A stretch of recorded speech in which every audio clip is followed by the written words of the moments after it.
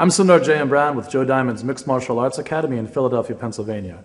The video segment you're about to see is entitled Practical Self-Defense. The moves are drawn from the art of Brazilian Jiu-Jitsu. Now, despite the sportive aspect of contemporary Brazilian Jiu-Jitsu, Helio Gracie, Brazilian Jiu-Jitsu's founder, originally conceived of the art as something to be used as a full-fledged self-defense methodology. You're going to see the moves demonstrated at regular speed. Then we'll break them down step by step for ease of understanding. I have over a decade of experience in the martial arts. I'm currently a second-degree purple belt in Brazilian Jiu-Jitsu under Luis Pelheres and Joe Diamond. I'm also a certified Brazilian Jiu-Jitsu and self-defense instructor at Joe Diamond's Mixed Martial Arts Academy in Philadelphia. Now, there's no substitute for personal instruction. This video will not take the place of one-on-one teaching, so we encourage you to find a local school and a certified instructor and enroll yourself in a self-defense program. In the meantime, some important safety tips to remember. First, when you're training, watch the segment in full before attempting to practice any of the movements. Wear comfortable clothing and appropriate protective gear. Respect your training partner at all times. If you feel any pain or discomfort, immediately communicate this to your partner. Consult your physician before performing any physical activity, and make sure your training area is free of any hazards. Let's get started.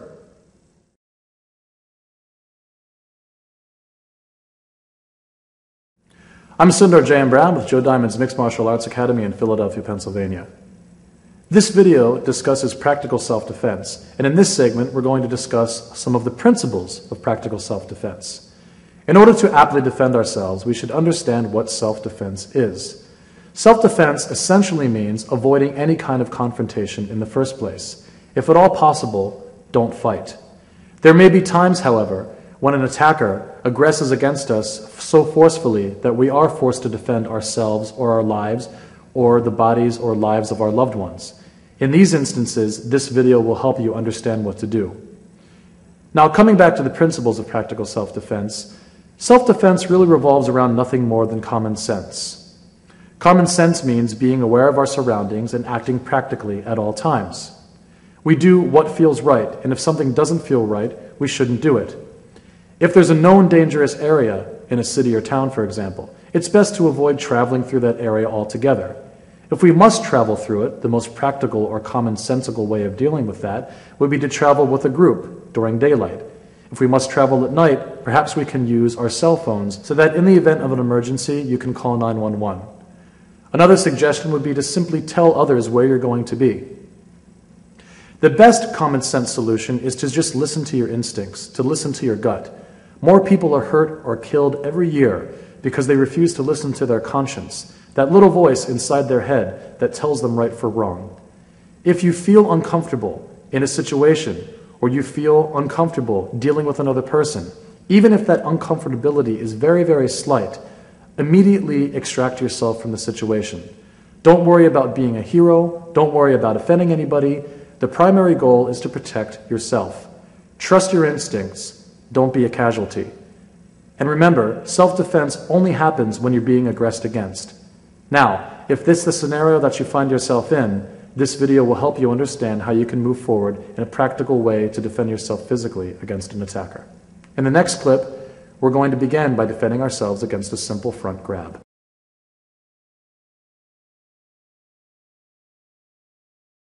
I'm Sundar J. M. Brown with Joe Diamond's Mixed Martial Arts Academy in Philadelphia, Pennsylvania. Today we're discussing practical self-defense. In this segment, we're going to discuss how to defend yourself against the most common type of grab in the street, the single hand front grab. The goal of my opponent here is to do this. He grabs me and with his free hand punches me. When my opponent does this, my move is this.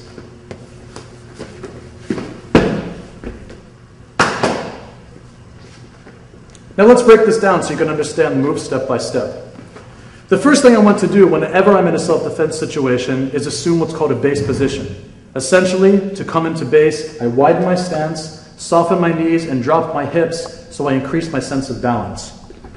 In this situation, because I'm going to be hit in the face, I also want to raise both hands to protect myself. So as soon as my opponent touches me, I drop into a base position and raise my hands.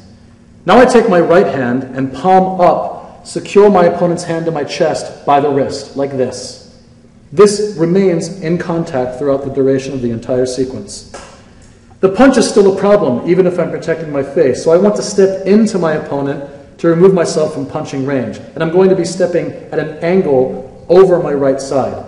As I do, I'm going to take my free hand, my left hand, and slap the elbow up and out of the way, like this. That's step one. Step two is to step through with my right foot, continuing the circular motion. Step three is to bend at the waist to extract my head. You'll notice that all the way through, I've stepped from a base position into another base position. So at every moment in the sequence, I'm in this balanced stance. Maintaining contact here, I bend at the waist until I can extract my head. Now, I slide my right arm up until I can grab my opponent's bicep. I maintain the grip here, and I walk back in close to my opponent. Now I'm going to raise my right elbow and push the elbow of my opponent across his back. Again, when my opponent grabs me with one hand to punch me with the other, I immediately drop into base and raise my hand simultaneously. Now I take my right hand and palm up. I secure the opponent's hand to my chest like this. Now I step into my opponent at an angle to take myself out of punching range, and to assist my motion, I use my free hand to slap the elbow up. Remember that I'm stepping from base into base at all times. I now step through with my back foot, also into a base position, and you'll notice that I've maintained my grips the entire time. I don't end up in a headlock here because it's very easy to bend at the waist and extract my head by backing up. And as I do, I slide my hand inside my opponent's arm until I can grab his bicep. I maintain my grip here on his elbow, and I walk back in. Now I'm going to raise my right elbow and push his elbow across his back. One more time at full speed.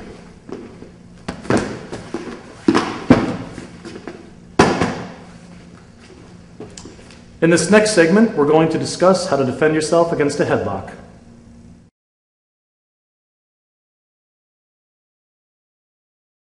I'm Sundar J. Brown with Joe Diamond's Mixed Martial Arts Academy in Philadelphia, Pennsylvania. Today we're discussing practical self-defense. This segment teaches you how to defend yourself against a basic headlock. The goal of my attacker here is to wrap his arm around my head and neck and punch me in the face with his free hand. When that happens, my move is this.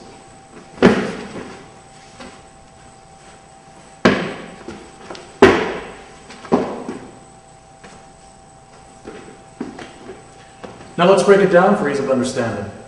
Again, the primary consideration here is going to be dropping into a base position to maintain my balance. As soon as I feel my attacker's arm coming around my neck and head, I immediately widen my stance and soften my knees and drop my hips.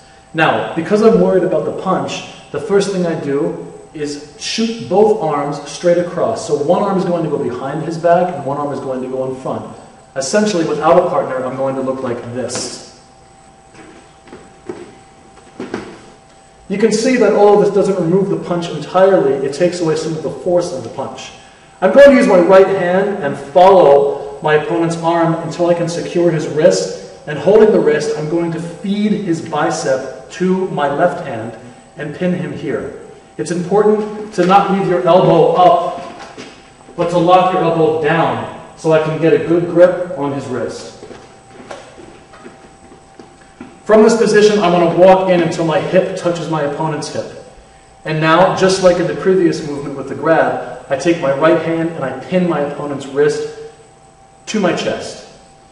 Now, I want you to imagine your body like a door, and your left leg is like the hinge. Your left leg and hip stay glued to your opponent, and you're going to step back in a semicircle wide on your right leg while you look up and away like this.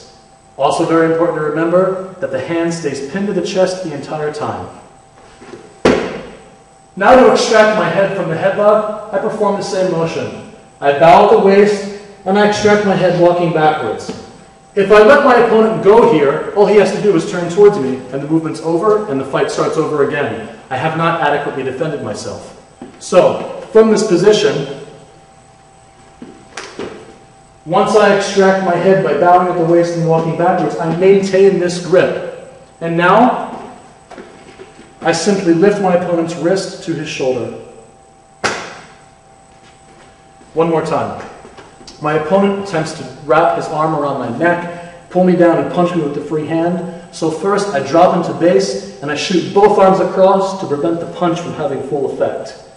I now use my right hand to track down his arm until I can find and secure his wrist. I feed myself his bicep and I walk into him so our hips touch. My right hand holds his wrist and pins it to my chest. Keeping my left foot and hip firmly planted against my opponent, I step back and wide on my right foot, looking up and away as if I'm opening a door. Now I bend at the waist and walk backwards, securing my opponent's wrist and pushing up while maintaining my grip on his left bicep. In the next segment, we're going to discuss how to defend yourself against a bear hug.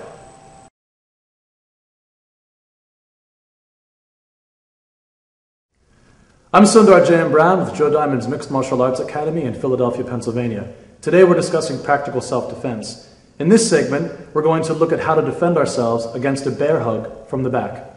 Typically, my attacker will approach me and wrapping his arms over mine, his goal is to lift me up and throw me on the ground, and perhaps he can punch or kick me from here. Or he may hold me and his accomplices may come and rob or beat me. So when this happens, my move is this.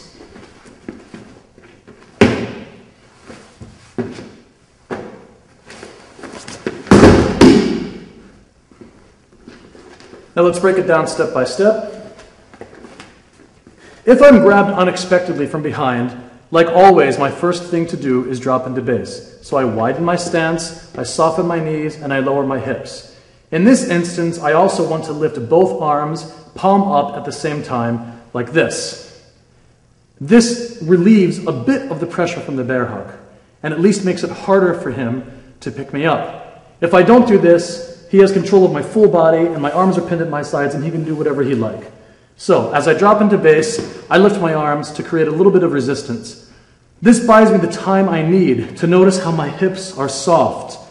And I want to choose any side. In this instance, I'm going to my right, and I tilt my hips this way, so that my left leg can pass out and around my opponent's body. You notice the similar position.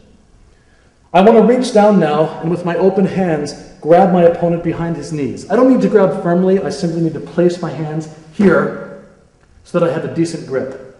Now, for this next portion, because these movements are designed to work against bigger, stronger attackers, you have to be confident that your weight displacement and your balance is solid. In order to secure this, I want to move my hips below his. If I'm standing up too straight, I won't be able to throw my opponent the way I need to. So make sure that you're still in a base position. I'm stepping from here, which is a base position, to here, which is a base position. So my opponent bear hugs me from behind. I drop into base. I raise my arms. I step to the side. And now I reach down and secure the knees and make sure that my base is solid. Now I simply need to stand up straight, and when I reach the arc, I let go.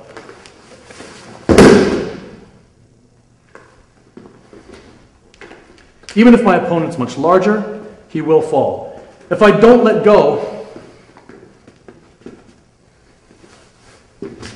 I'm just going to keep my opponent on me, and I'll never be able to lift someone like this. So one more time, if I'm grabbed from behind, I drop to a base position and I lift both arms like this. I choose a side for my hips to go to. In this instance, I'm going to my right. I move my hips out to the right, and I step back and through with my left leg. Now I reach down, and with both hands, I secure my opponent behind the knees. I make sure my hips are lower than his, and as I stand up straight, I must let go of his knees at the top of my arc. One more time, full speed.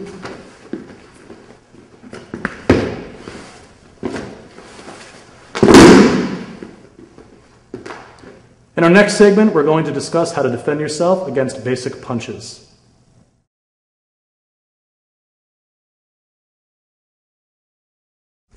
I'm Sundar J.M. Brown with Joe Diamond's Mixed Martial Arts Academy in Philadelphia, Pennsylvania. Today we're discussing practical self-defense. In this segment, we're going to learn how to defend ourselves against one of the most simple and arguably most common street attacks, a simple punch. In this scenario, my opponent just tries to throw punches at me. So when he does that, my move is this.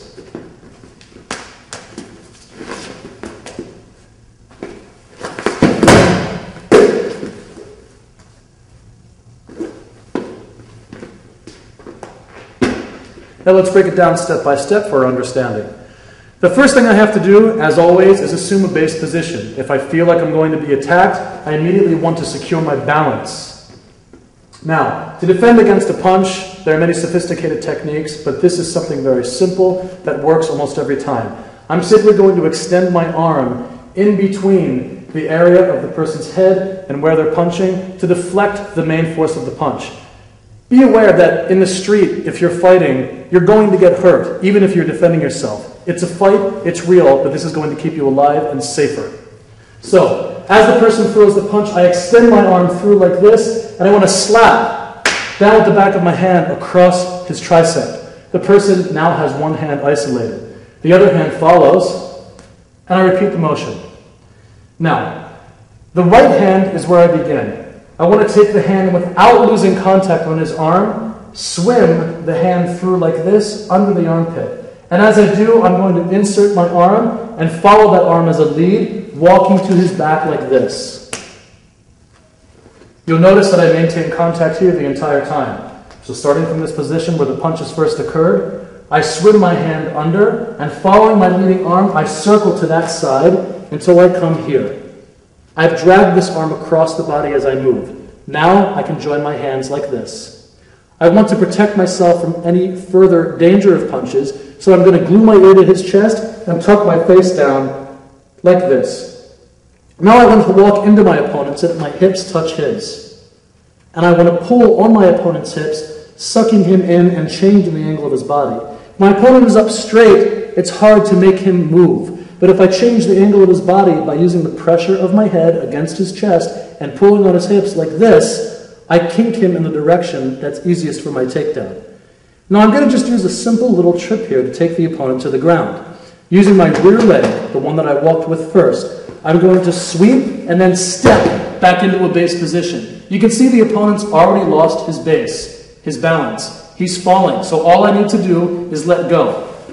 Don't follow the opponent to the ground while holding him, because you're going to injure yourself. However, I do need to follow the opponent to the ground. And in order to do that safely, I'm going to put my hands down first, then follow with my knees. I want to end up straddled across the opponent's body, because from here I can punch, or I can just get up and run away.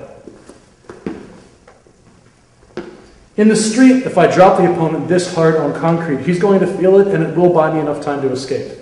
So again, from this punching position, the opponent throws, and I insert a hand and slap the back of the tricep. I insert the next hand, and now this blocks the punches. My rear hand, my right hand, swims through, and I follow that leading arm, walking to the side, maintaining contact and pulling the arm across the body the entire time. Now I clasp my hands, and I suck my opponent's hips into mine. Now I bury my head to protect myself from any further attacks to the face, and I use the pressure of my head to throw my weight across my opponent's body at an angle. Now I'm going to use my back leg, the one that I led with, to sweep and step and trip my opponent. I let go, I let the opponent hit the ground, my hands go first, then my knees, and then from here, I can punch.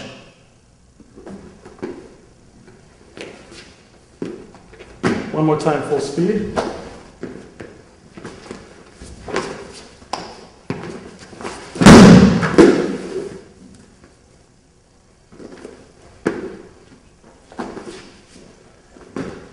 In the following segment, we will be discussing how to defend yourself against kicks.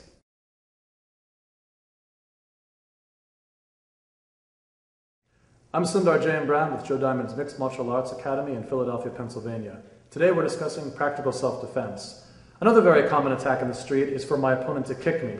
Usually it's a wild kick. The opponent just lifts his leg and tries to throw something close to my ribs or hip. So when that happens, my move is this.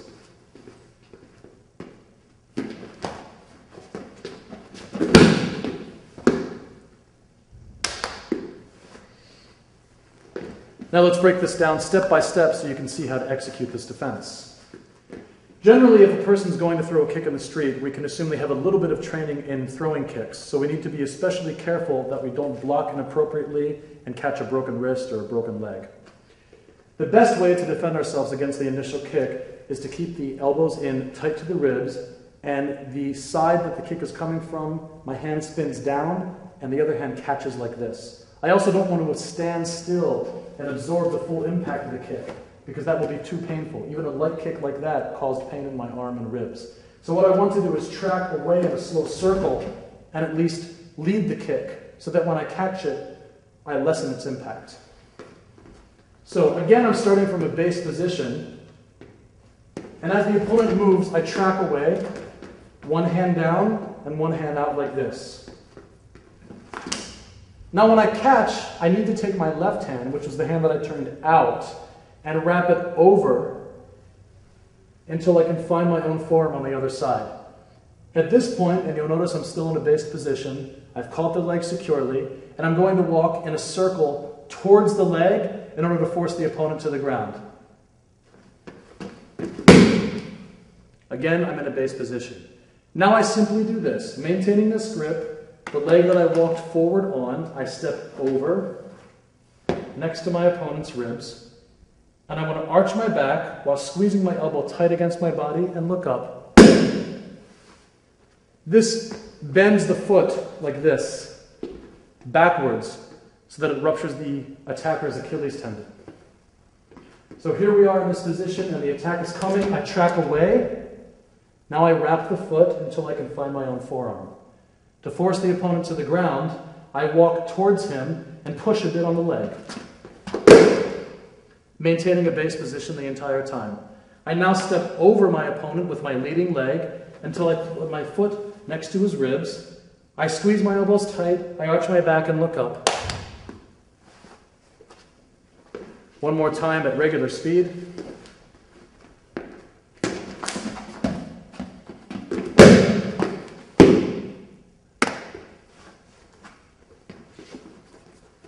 In this next section, we will see how to defend ourselves against a striking weapon such as a bat or a pull cue.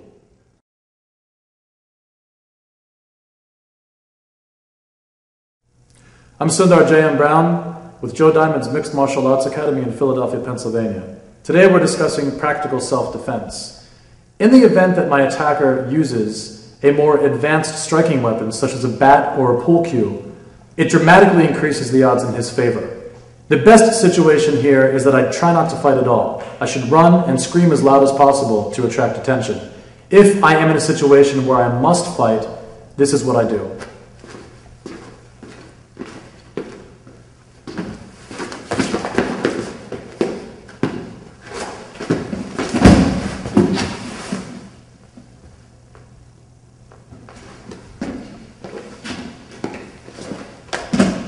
Now let's break it down step by step to see the movement so you can understand it. The most important thing is to take seriously that a bat is just as lethal in the right hands as a knife or a gun can be. If I get hit in the head and I get knocked unconscious, the fight's over, not in my favor. So what I want to do is stay out of range. If I'm close, a bat or a stick or a pull cue doesn't really have much effect because already I'm clinched.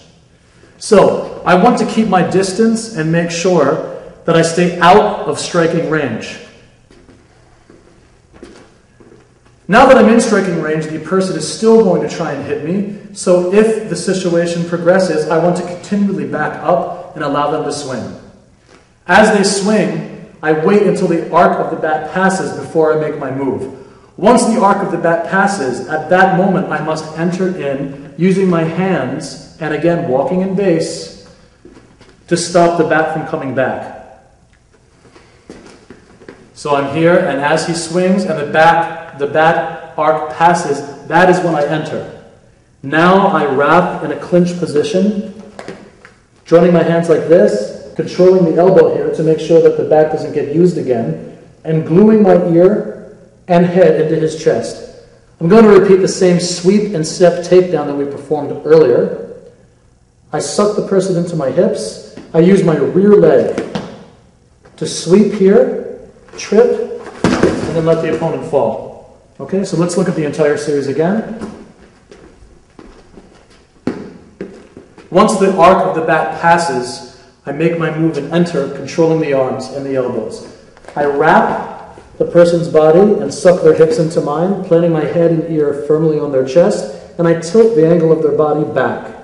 I use my rear leg to sweep and step, and I let the opponent fall. I follow with my hands and then with my knees to this mounted position where I can strike or take the bat away and finish like this.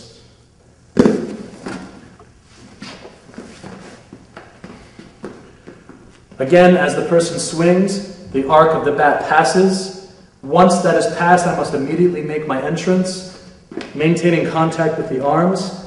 I now clinch the opponent, never losing contact, and I'm in base the whole time so that I don't fall. I suck the opponent's hips into mine. I put my ear and head on the attacker's chest, and I use that to kilt them backwards. Now I use my leg to sweep and step. See, I'm in base and he's not. From here, I can hold him forever, but I don't because the ground is hard enough that if I let him go, it's damaging. So now I follow this up by putting my hands on the ground, my knees on the ground. I punch, or I can control the arms again, take the bat, and finish. Let's look at it one more time in full.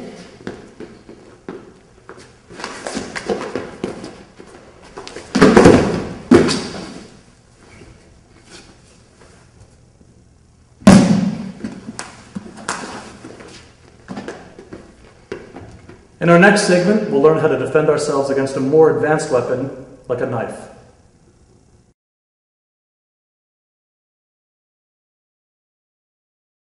I'm Sundar J.M. Brown with Joe Diamond's Mixed Martial Arts Academy in Philadelphia, Pennsylvania.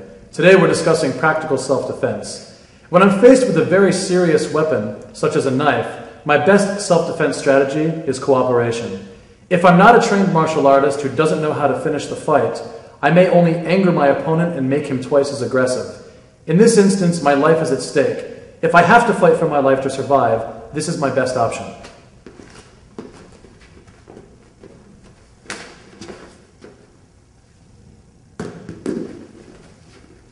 Let's look at the movement step by step so we can understand how to execute it. Initially, my opponent is coming at me with an overhand knife strike. If I try and reach inaccurately, I'll end up grabbing the knife and slicing my hand. If my face is too close, when I grab, I'm going to get stabbed in the face or the eye or the head anyway. So two very important details here. I have to recognize that I must close the distance between me and my attacker in order to neutralize the knife strike, but I have to do that while keeping my face out of the way. So when I enter like this, back.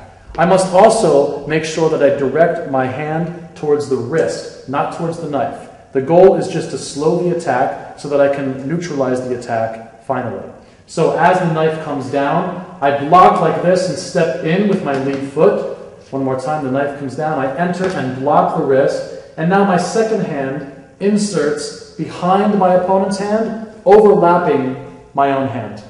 I tighten my elbows like this, and now I apply downward pressure, which creates enough pain to make him relax the grip and drop the knife. Again, as my opponent enters with an overhand strike, I step forward and catch the wrist with my face back. Now I insert my second hand under the attacker's arm and overlap his hand, stepping my feet together. I squeeze my elbows in tight and I apply downward pressure until the pain causes him to relax his grip and drop the knife. If the attacker is very resistant to this, I may need to put the attacker on the ground. Alternatively, I'll do this. As the attacker strikes overhand, I repeat the same procedure. I catch the knife. With my face back, I enter with two hands. Now I use my second leg, not the leg that I led with, but in this instance my right leg. And I'm going to continue the pressure here with my elbow squeezed in and sweep the leg at the same time. It's important that I never let go here. If I do, the opponent regains control of the knife, and he can cut any one of the arteries in my legs. So from here, I continue this pressure, and if I like, I can kick the opponent. I can kick the opponent in the head. I can stomp the opponent's face. Let's look at it one more time at regular speed.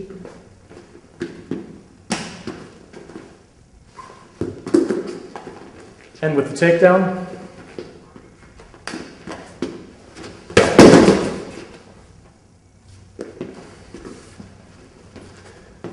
in the next segment, we'll learn how to defend ourselves against the most advanced weapon, a gun.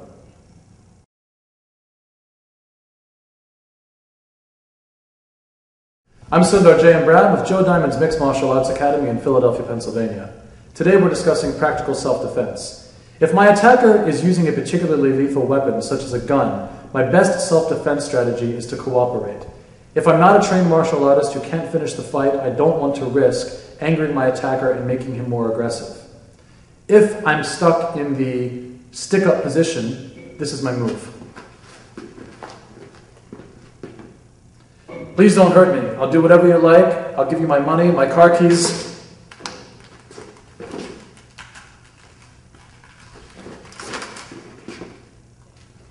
Let's look at this step by step so we can understand what happened.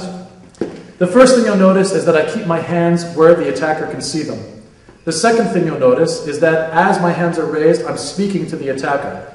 This has a psychological effect of distracting the attacker, particularly because he's expecting the end of my sentence to come, and it's precisely in the middle of my sentence that I move. So if, for example, I'm saying to the attacker, agreeing and cooperating with him, please don't hurt me, I'll do whatever you like, my wallet is in my left pocket, I have my car keys in. See, that's when I move. So I want to distract my attacker by talking to him, I want to keep my hands where he can see them, and my first movement is to reach out with the hand that's on the same side as the gun hand, thumb up, so that when I reach for his wrist, I move myself out of the line of fire. So two things are happening. One is that I'm talking to distract the opponent, and then in the middle of my sentence, I move and secure the wrist and step into him. Here I am, please don't hurt me, I'll give you whatever I like. Now, I secure the gun barrel in the same way with the second hand, thumb up. Now I walk to my opponent's side. I want to maintain my grip the entire time. When I reach my opponent's side, I push my weight into him, and then I come under my opponent's arm, and I hold his wrist. I use the hand that's on the gun to turn the barrel of the gun towards the opponent. If I need more leverage, I can let go of my opponent's wrist with my left hand and drag the fingers across his knuckles. This causes my opponent to loosen the grip, and when he does, I take the gun, I retreat, and I change the position.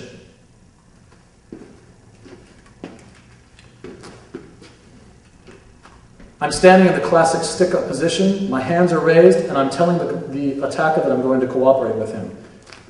Please don't hurt me, whatever you need, I'll give it to you, my wallet is in my pocket, my car keys are, and I move in the middle of my sentence, entering thumb up, securing the wrist, and pivoting at the same time to avoid the line of fire. 1. Now the other hand just follows suit in the exact same manner. I grasp the barrel of the gun, palm up, thumb up, and I walk to my opponent's side. Now the hand that's on the wrist, I move and insert under the opponent's arm as I push my hips into him and secure his wrist and trap his arm into mine. Now I start to turn the barrel of the gun towards him with my right hand. As I do, I can help by letting go of his wrist and pulling here on his knuckles. This should cause him to loosen his grip on the gun. When he does, I take the gun, retreat to a safe distance, and hold him at bay. This concludes our practical self-defense video. Thanks for watching.